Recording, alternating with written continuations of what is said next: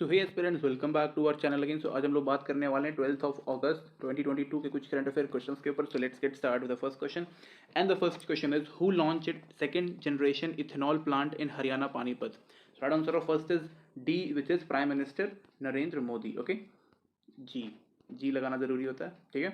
इसके अलावा अगर हम बात करें तो सेकंड जनरेशन इथेनॉल प्लांट कहाँ पर, हरियाणा के पानीपत में।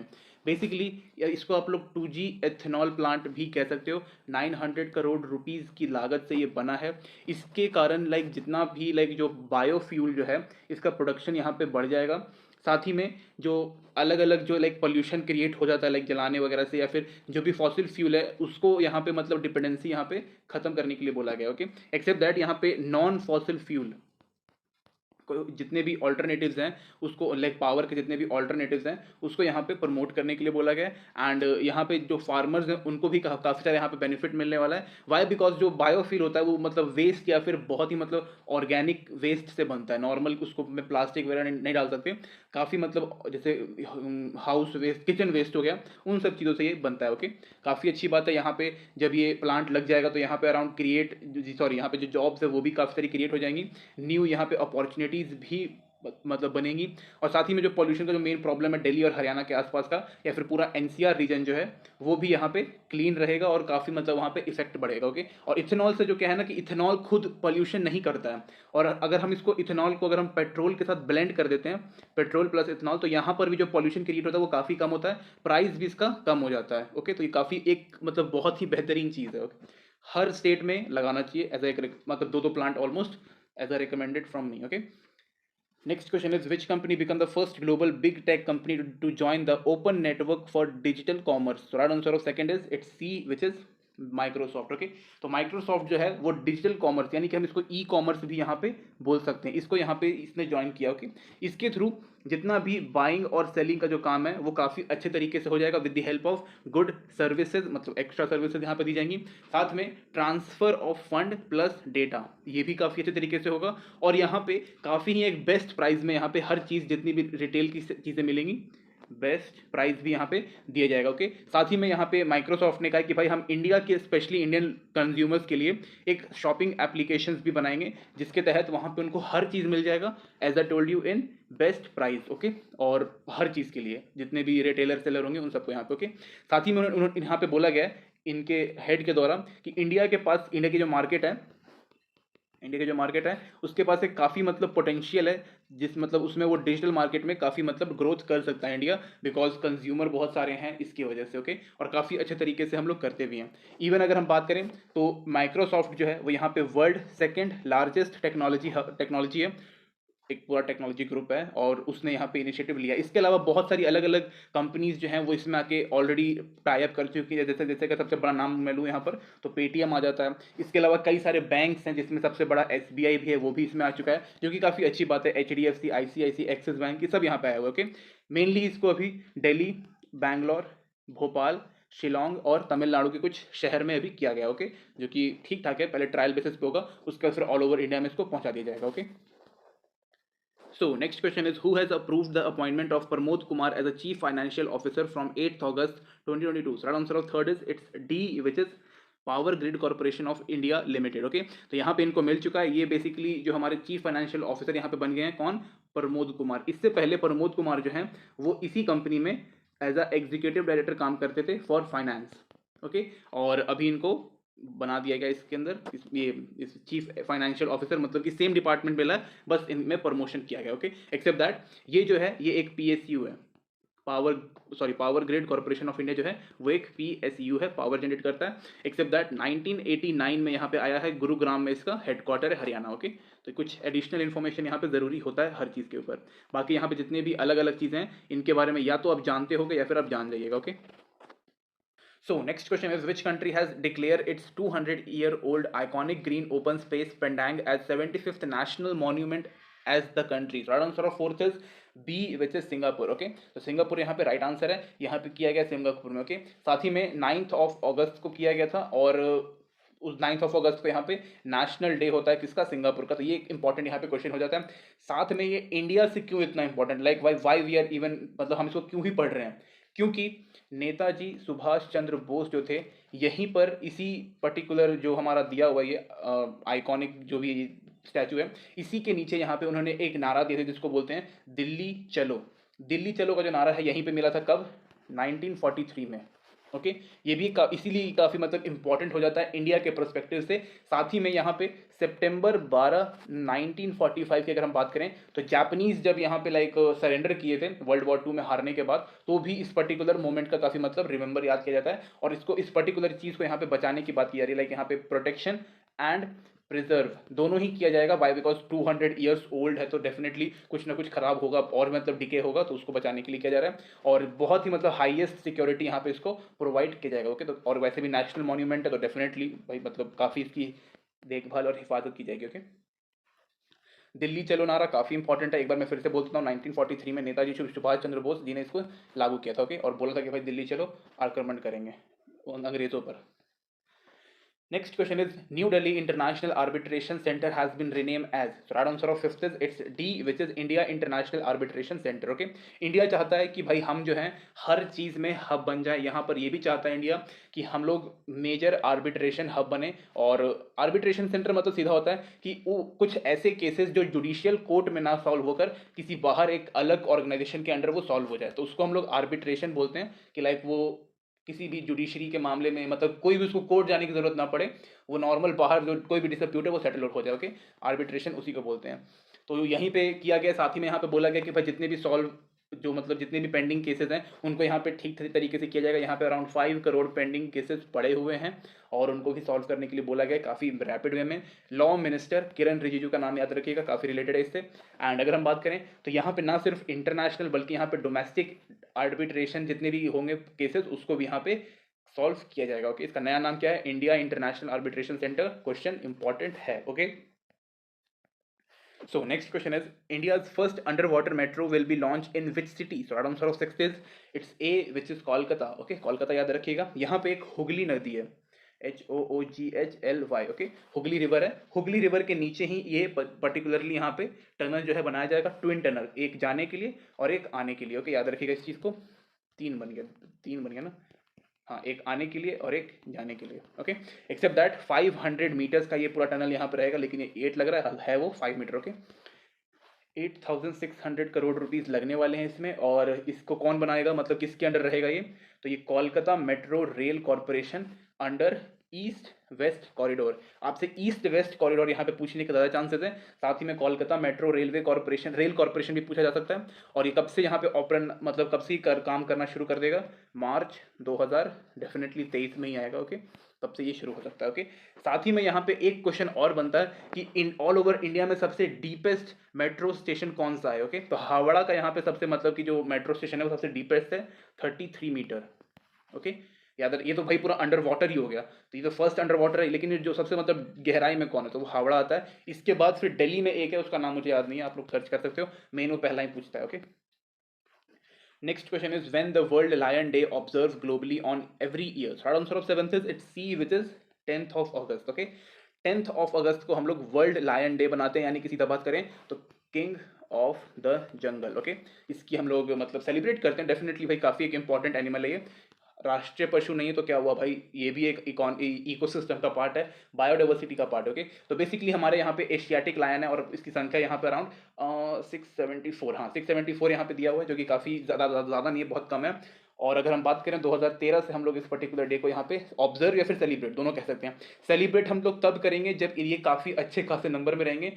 ऑल ओवर इंडिया की बात अगर हम ना करके यहाँ पे ऑल ओवर वर्ल्ड की बात करें, 30,000 से लेकर के 1 लाख, 1 लाख लिख देते हैं, 1 लाख के बीच में यहाँ पे लाइक लायंस बचे हुए हैं हर ब्रीड को मिलाकर। क्योंकि ऐसा नहीं कि सिर्फ एशियाटिक लायन, यहाँ पे अफ्रीकन लायंस भी होते हैं और अलग अलग जगह के लायंस होते हैं। तो मिला जुला के 30,000 से लेके 1 लाख के बीच में है international union for conservation of nature. इसके द्वारा जितने भी लायंस हैं उनको यहाँ पे रेड लिस्ट में डाल दिया। वाई? बिकॉज बोला गया कि भाई ये कुछ टाइम के बाद ये एक्सटेंट हो जाएंगे, इसलिए हमें इन्हें प्रिजर्व करके रखना है, प्रोटेक्ट करना है। किन लोगों से? पोचर से, जो इनकी स्किन निकालते हैं, ब्लैक मार्केटिंग करते हैं और फॉर मीट वगैरह जो भी मतलब करते हैं वो लोग, उनका अपना मामला ये और हमारे लिए भी इंपॉर्टेंट है। तो वो सब उनको रोका जाए, उनको पनिशमेंट दिया जाए और इनको यहाँ पे प्रोटेक्ट किया जाए। Okay, lions are really important for our ecosystem. अगर कार्निवोरस एनिमल्स नहीं रहेंगे तो जितने भी हर्बीवोरस एनिमल्स हैं वो बढ़ जाएंगे। तो हर चीज़ को यहाँ पे मतलब बैलेंस करके चलना पड़ता है। ओके, इसलिए नेचर ने हर चीज़ का तोड़ निकाल रखा है। Next question is when the World Biofuel Day observed globally on every year. So right answer of 8th is it's B, which is 10th of August. जो हमने फर्स्ट क्वेश्चन यहाँ पे पढ़ा था मैं दिखा देता हूँ। फर्स्ट क्वेश्चन जो हमने यहाँ पे पढ़ा है, who launches the second generation ethanol plant in Haryana Panipat, ये भी 10th ऑफ अगस्त को हुआ था इसी पर्टिकुलर डे में। कौन से डे में, यहाँ पे हम दिखा देते हैं, वर्ल्ड बायोफ्यूल डे के दिन ही इसको बनाया गया था, लाइक इसको लॉन्च किया गया, कुछ भी कह सकते हो, स्टार्ट किया गया। ओके, तो राइट आंसर ऑफ 8 से it's B, which is 10th of August. Okay, तो अगेन सब कुछ सेम वही चीज़ें हैं कि लाइक लोगों को ये अवेयर कर सकें कि भाई जितने भी हमारे पास non fossil fuel alternative sources हैं हम लोग उसको यहाँ पे यूज़ कर सकें और हम लोग फॉसिल फ्यूल के ऊपर कम रिलायल मतलब कम उसके ऊपर सहारा लेके रहें। वाई, बिकॉज इससे क्या होता है, इससे काफ़ी ज़्यादा पॉल्यूशन होता है, इस काफ़ी महंगा आता है और काफ़ी मतलब प्रॉब्लमेटिक रहता है। ओके, लेकिन अगर हम लोग नॉन फॉसिल फ्यूल की अगर हम बात करें तो यहाँ पे रिन्यूएबल एनर्जी आ जाता है, जिसको हम लोग सोलर पावर प्लांट बोल सकते हैं, विंड आ जाता है, बायोफ्यूल आ जाता है, इथेनॉल आ जाता है, तो इससे कई सारे सोर्सेज हैं, तो ये काफ़ी अच्छा भी होता है। ओके, 10th ऑफ अगस्त 1893 से ऑलमोस्ट हम लोग लाइक बायोफ्यूल को हम मतलब बायोफ्यूल जो है वो यहाँ पे एक वर्ड इजाद हुआ था, बिकॉज हमने पीनट ऑयल से फर्स्ट टाइम एक डीजल इंजन को चलाया था जर्मनी के एक साइंटिस्ट ने, तो वहीं से हम लोग करते आ रहे हैं। ओके, बायोफ्यूल में यहाँ पे प्लांट्स आ जाते हैं, एग्रीकल्चर वेस्ट आ जाता है, क्रॉप आ जाता है, एल्गे, एनिमल वेस्ट और भी कई सारी चीज़ें हैं जिसको मिला करके हम लोग एथेनॉल बना सकते हैं या फिर बायोफ्यूल यहाँ पे बना सकते हैं। ओके, यहाँ पे एक होता है बायो इथेनॉल, बायोडीजल और बायोगैस, ये यहाँ पे 3 अलग अलग प्रकार के बायोफ्यूल होते हैं। ओके, एक्स्ट्रा इन्फॉर्मेशन के लिए आप डेफिनेटली गूगल को रेफर कर सकते हो। So next question is who is launch radio Jai Ghosh to mark Kakori train action anniversary. Right answer of 9th is it's B, which is Yogi Adityanath, अगस्त 9 को इसको बनाया गया था। ओके, और 9th ऑफ अगस्त 1925 में ही काकोरी ट्रेन कांड हुआ था। इसमें यहाँ पे काकोरी एक जगह है यूपी में, वहीं पर एक ट्रेन को लूटा गया था, किनके द्वारा, राम प्रसाद बिस्मिल जी के द्वारा। इसके अलावा यहाँ पे चंद्रशेखर आज़ाद थे, अशफाकुल्ला खान थे और इनके साथ और भी इनके साथी थे। They all are like freedom fighter. इनको यहाँ पे श्रद्धांजलि देने के लिए किया गया और यहाँ पे बेसिकली जो लाइक काफ़ी इन्होंने मतलब अंग्रेज़ों के खिलाफ भाई मतलब अच्छा खासा यहाँ पे रिवॉल्ट किया था। और यहाँ पे अराउंड 8,000 रुपये उस टाइम, 8,000 1925 की बात कर रहे हैं हम लोग, 8,000 बहुत ज़्यादा होते हैं, लाइक अभी भी बहुत ज़्यादा होते हैं नॉर्मल क्लास के लोगों के लिए, और उस टाइम तो भाई अलग ही लेवल का था। तो ये हुआ था, तो इस डे को यहाँ पे मार्क करने के लिए हमने रेडियो जय घोष को लॉन्च किया है। योगी आदित्यनाथ जो कि यूपी के सीएम है, सबको पता होगा। किस चीज़ के लिए, to promote folk performing art, regional performances and gallantry award winners जितने भी यूपी के हैं, साथ ही में Indian traditions, Indian art and culture, ये सब कुछ यहाँ पे प्रमोट करने के लिए, साथ ही में जो हमारे फ्रीडम फाइटर्स हैं उनको भी यहाँ पे श्रद्धांजलि मतलब देने के लिए किया गया है डिपार्टमेंट ऑफ कल्चर के द्वारा। और आज़ादी का अमृत महोत्सव के का भी ये मतलब एक तरीके का पार्ट कह सकते हो आप। तो ये काफ़ी एक इंपॉर्टेंट डे, आप इस चीज़ को यहाँ पे याद रखिएगा, और 1925 भी याद रखिएगा, 9 अगस्त। Okay, next question is which state governor inaugurate the 22nd Bharat Rang Mahotsav. Right answer of 10th is it's D, which is Maharashtra. तो सेम जो मैंने ऊपर बताया आपको नीचे भी सेम वही याद रखना है, 9th ऑफ अगस्त का ही इस दिन, मतलब फिर से ये महाराष्ट्र में हुआ है, वो हुआ था यूपी में ऊपर वाला और ये हुआ है महाराष्ट्र में। तो 9 अगस्त से लेकर के 13 अगस्त तक ये पर्टिकुलर महोत्सव चलेगा। यहाँ पर भी अलग अलग चीज़ें की जाएंगी, जैसे कि यहाँ पे लाइक कह सकते हो कि पहली चीज़ तो वही भाई ट्रिब्यूट टू फ्रीडम फाइटर्स जितने भी हमारे थे।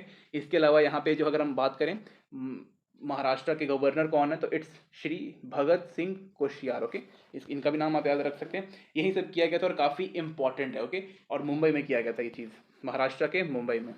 ओके, और मतलब मुंबई में भी कहाँ पे, तो रविंद्र नयाद मंदिर में किया गया था, और इसलिए इसको हम लोग एक लाइक रिलीजियस पर्पज से भी हम लोग इसको जोड़ सकते हैं। Okay, next question is which country scientists have prepared artificial embryos। right answer of 11th is C, which is Israel। तो इसराइल के साइंटिस्ट ने एक यहाँ पे इसको बनाया, इसको हम लोग फर्स्ट सिंथेटिक एम्ब्रॉय भी बोलते हैं। ओके, इसमें भाई मतलब इसको लाइक ना स्पर्म की जरूरत है, ना एग की जरूरत है, ना यहाँ पे फर्टिलाइजेशन की जरूरत है, मतलब कि इन तीनों को यहाँ पे इसने बाईपास करके एक आर्टिफिशियल एम्ब्रॉयड बनाया है। ओके, एक्सेप्ट दैट ये कहाँ से मतलब बनाया गया, लाइक इसको कहाँ से बनाया गया, तो एक चूहे के स्टेम सेल से इसको बनाया गया। एंड जब ये शुरू हुआ तो यहाँ पे बताया गया कि भाई इसको किसी भी चीज़ की ज़रूरत नहीं पड़ी, as I told you, sperm, egg and fertilization की। ऑटोमेटिक इसमें ब्रेन एंड बीटिंग हार्ट जो है वो डेवलप कर गया, और इसीलिए हम इसको फर्स्ट सिंथेटिक यहाँ पे एम्ब्रॉय बोलते हैं. If anyone wants to know anything else, Google it. बहुत ही मतलब सही सही यहाँ पे टेक्नोलॉजी का यहाँ पे इजाद किया गया है, और फ्यूचर में काफ़ी इंपॉर्टेंट रहने वाला है. ओके, चांद वांद पे भेजने के लिए. Next question is which country will host the chess Olympiad 2026. Right answer of 12th is it's A which is Uzbekistan. Okay, Uzbekistan में यहाँ पे होने वाला है. अभी चेन्नई में हुआ था इस साल. 2026 में कब होगा, कहाँ पे होगा, उज्बेकिस्तान में. ओके, टाइम वगैरह दिया नहीं गया कब से कब तक होगा डेट पर्टिकुलरली, लेकिन 2026 में उज्बेकिस्तान में होगा. किसके द्वारा इसको अनाउंस किया गया, इंटरनेशनल चेस फेडरेशन. ओके, याद रखिएगा इस चीज़ को. Next question is the Defence Expo 2022 is scheduled to be held in Gandhinagar, Gujarat. The biennial defence exhibition is which edition of the premier event? The right answer of 13th is it's D, which is 12th edition. Okay, 12th edition ये हो रहा है जो कि काफ़ी important है. Defence expo यहाँ पे बेसिकली इसलिए किया जाता है ताकि हम लोग जितना भी हमारा लाइक जो प्रेस्टिजियस है, काफ़ी मतलब कि कह सकते हैं कि ये प्रेस्टिजियस डिफेंस एग्जीबिशन है, इसके अंदर हम लोगों ने बात की कि हम कैसे हम लोग सेल्फ रिलायंट बन सकते हैं किस चीज़ में, डिफेंस में. और साथ ही में हमने एक अपना टारगेट रखा है कि 2025 तक जो भी हम यहाँ पे डिफेंस इक्विपमेंट्स बनाएंगे, इक्विपमेंट्स ये लिख देते हैं, जितने भी बनाएंगे उसको हम तो यूज़ करेंगे ही, साथ में हम लोग एक्सपोर्ट करेंगे. 2025 तक कितना करना है, $5 बिलियन का हमें एक्सपोर्ट भी कर देना है. ओके, तो काफ़ी यहाँ पे बड़ा टारगेट है और काफ़ी अच्छा टारगेट है.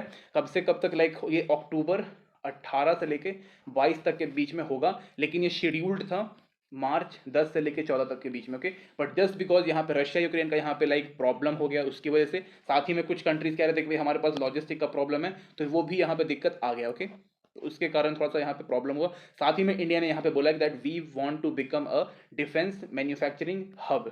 ओके, जितना भी इक्विपमेंट बनता है, जो भी यहाँ पे छोटी से लेके बड़ी चीज़ें जितनी ज़रूरत हो पड़ती हैं डिफेंस में, वो भी हम यहाँ पे बनाएंगे और दूसरे कंट्रीज़ को सप्लाई करेंगे. ओके, जो कि काफ़ी एक अच्छी बात है. नेक्स्ट क्वेश्चन इज एक्स वज्र प्रहार 2022 is joint A special force exercise of India with which country. Right answer of 14th is it's D which is United states. Okay, तो यूएस के साथ हम लोग ये करने वाले हैं, काफ़ी एक इंपॉर्टेंट है. वाई, बिकॉज ये कब होने वाला है, ये बेसिकली 13th एडिशन है, पहली चीज़.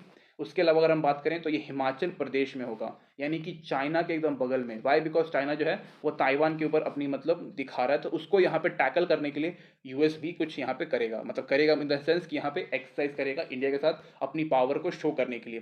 साथ ही में यहाँ पे जॉइंट मिशन प्लानिंग प्लस यहाँ पे ऑपरेशनल टैक्टिक्स के ऊपर भी यहाँ पे बात होने वाला है. लाइक जो भी यहाँ पे हमारे मिलिट्री और उनकी मिलिट्री जो है वो काम करेगी और यहाँ पे अपना एक्सपीरियंस शेयर करेगी और एक्सटेंड करेगी, साथ में बढ़ाने का काम भी करेगी. ओके, जो मतलब हम सीखेंगे उनसे, वो सीखेंगे हमसे, ये सीधा बात है. Okay, next question is which player has been chosen by the ICC as the ICC men's player of the month for July 2022. Right answer of 15th is it's B which is Prabhat Jayasuriya. Okay, हाँ, Prabhat Jayasuriya. Okay, right answer ये था. हाँ, श्रीलंका से belong करते हैं और इनको जुलाई month का इस बार आईसीसी मैन प्लेयर यहाँ पे चूज किया गया है.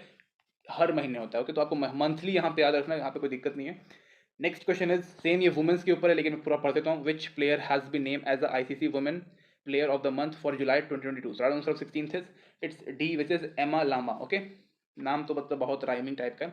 She belong from England. Okay, and इनको यहाँ पे जुलाई के लिए ICC women player of the month choose किया गया. Okay, so this is it guys.